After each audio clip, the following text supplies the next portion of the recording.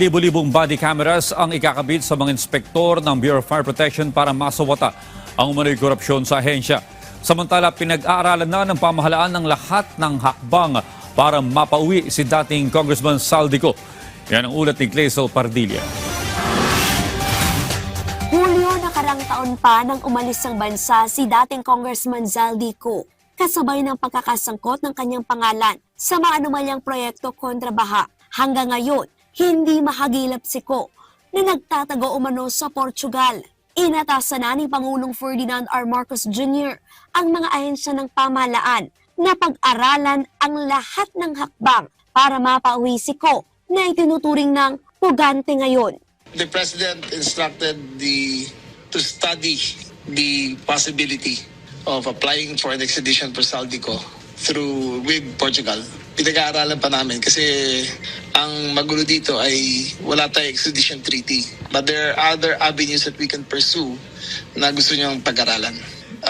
There is the Interpol, there is the United Nations, there are other agencies which we can pass through. So pinapag-aralan niya sa amin kung paano gagawin.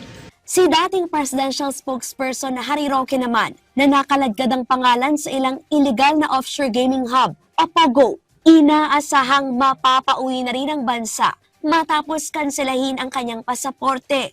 Binabantayan naman ang lokasyon ni dating Corrections Bureau Chief Gerald Bantag na sinasabing utak ng pagpaslang sa broadcaster na si Percy Lapid. Patuloy din ang ginagawang hakbang ng pamahalaan kontra korupsyon. Nakatakdang mag-deploy ng libo-libong body cameras ang DILG na ikakabit sa mga inspektor ng Bureau of Fire Protection. Ang target, apulahin ang korupsyon sa ahensya. Hino-hostage umano ng ilang inspektor ang pagbibigay ng permit sa mga negosyo para bumili ng mga mamahaling fire safety equipment sa mga supplier na may kaugnayan ang ilang kawani ng BFP. Ilang opisyal din umano ang kumikickback sa fire truck na binibili ng ahensya. Naglagay na kami ng special task force. Bumili na kami ng 14,000 body cameras, several thousand of which will be attached to the mga fire inspectors. So may script na sila. Kung wala silang makitang violation, right there and then, kailangan ibigay na nila yung certificate. Hinimok ng DILG ang publiko na isumbong sa ahensya ang mga umeepal na politiko.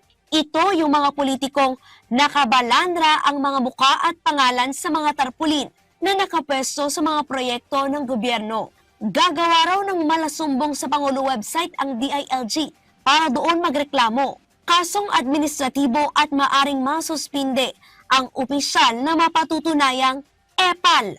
Clazel Pardilla para sa Pambansang TV sa Bagong Pilipinas.